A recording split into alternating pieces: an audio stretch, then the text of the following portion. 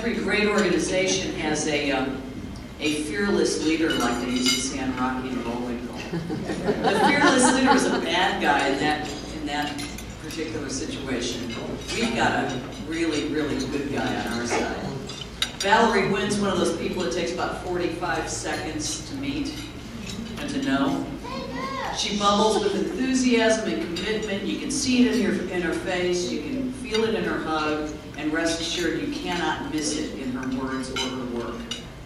Tireless advocate for victims, she turned ideas into action and has helped birth this transitional program, which will become one of the treasures in our city.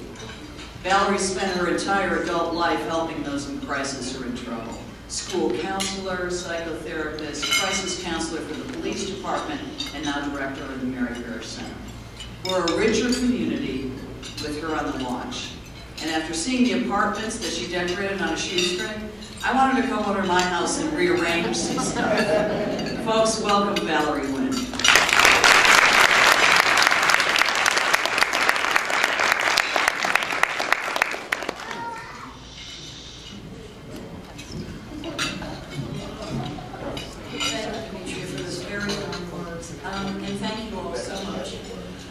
For coming out this morning and showing all of us how much you support the work we do.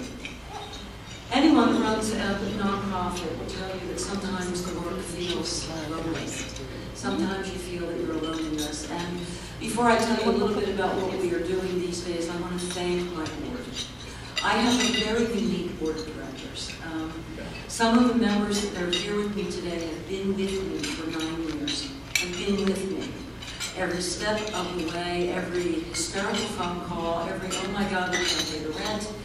And right up until last December when I called them and said, there's a domestic violence traditional housing program that's about to go under. 5 women will be made homeless. Can we do this? And oh, by the way, we have to let them know by January 1st. I made that phone call on December the 22nd. And a couple hysterical phone calls later and a lot of deep soul searching, everybody said yes. We had no idea how we were going to pay the rent. We still don't. But every day I want to tell you, as Dimitri said, I've been working with domestic violence victims for 12 years, and oftentimes when we do this work, people will say to you, how do you do it? It must be really hard, and I want to tell you that I have no words to tell you how blessed I feel to do this work. To work with the women I work with every day, particularly now that we've got residential services. We still, of course, do everything we've always done. We still help women every day with rules of protection, find housing, receive counseling, get lawyers, food, clothing, all of the things we've done all these years. But now we have the added blessing of getting to know the residents of our program, and I have to tell you, they are extraordinary. Their bravery, their courage, their tenaciousness astounds me, and inspires me, and teaches me every single day. I am so honored to be a part of this community, to be a part of this organization, and to be a part of the lives of the women and children that I've had the privilege to serve all these many years in my adopted hometown of Nashville, Tennessee. Thank you once again so much for coming.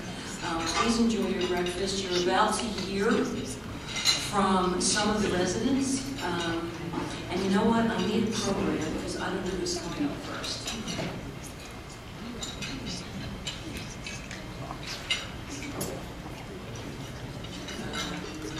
Okay. So the first resident we're going to meet this morning is Jennifer.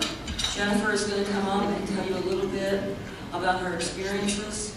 After Jennifer, we're going to hear from Mariam, then Karen, and then Danielle. So please give your attention to Jennifer. I don't need to tell you that I don't know that I can do what these women are about to do for us.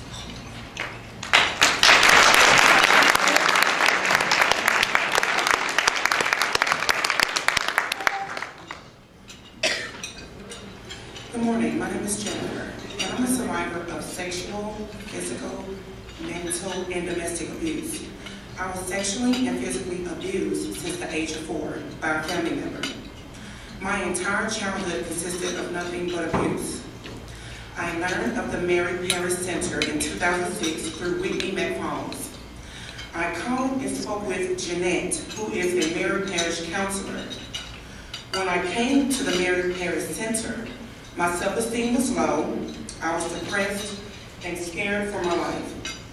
You see, I was afraid because at the time, I was aggressively trying to get out of an abusive marriage of 7 years.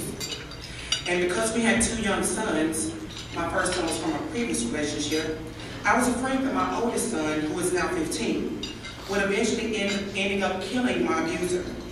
He told me that if he ever hurt me again, that he would kill him. I remember waking up at 3 a.m. in the morning, and if it was not my oldest son, it was my youngest son, lying at the foot of my bed, watching over me while I slept, because they were afraid that their dad would come and kill me in my sleep. We all received counseling from Jeanette after a series of abusive events that me and my sons endured and witnessed. After dealing with the Mary Parrish Center and talking with Jeanette, she gave me the knowledge and strength that I needed to get out of that abusive marriage. One day I decided to find a place for us to live and get away from the abuse. I moved out and found a place so we can find a peaceful life. After slowly getting up on my feet, feeling confident about life, and moving on, a personal disaster happened a year later that resulted in us losing our peaceful and safe place. We had to move back in with the abuser 1 year later by force and not choice. My biggest fear was, once again, my kids having an abusive altercation with their dad. Little did I know things went from bad to worse. 1 month after living with the abuser, he physically assaulted me again, resulting in me having a concussion and almost dying. I knew we had to get out of there because I knew for a fact that he would have killed me, but no one would take us in or give us a place to live. Since the Mary Parrish Center never gave up on us like other shelters, I knew that I could call on them. I called and spoke with their staff about my current situation since the last time I had spoken with them. I had an interview with their staff and was accepted 48 hours later, even under unusual circumstances. On top of all the abuse we had to endure, my kids have managed to be straight A students and continue to do well academically in school. I don't know or can't even imagine where we would be if they never accepted me and my children back. Ever since then, we have had a peace of mind and closure. So I would like to say today to please dig deep, very deep, and give as much as you can for women like me. We now live in a safe place that we can call home and not just a house. Thank you for listening and thank you for your time.